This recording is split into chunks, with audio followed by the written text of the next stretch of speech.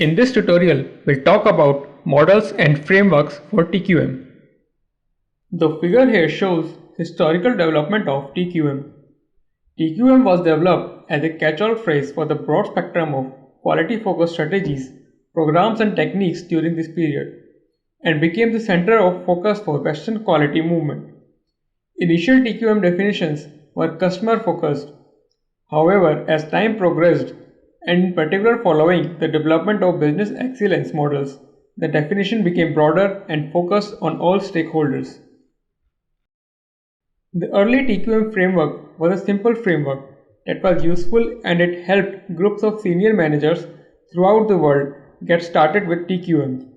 The key was to integrate the TQM activities based on the framework into the business or organization strategy.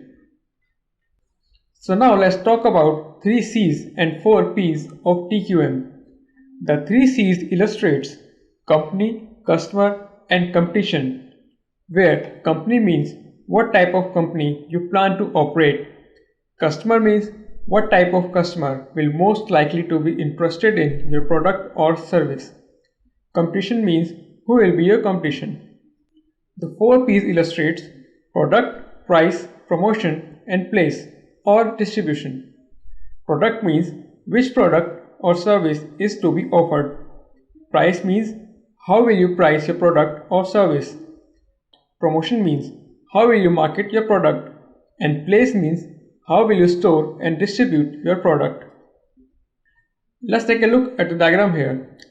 The diagram here illustrates that the performance can be achieved by using a business excellence approach and by planning the involvement of people in the improvement of processes, which involves planning, performance, processes, and people.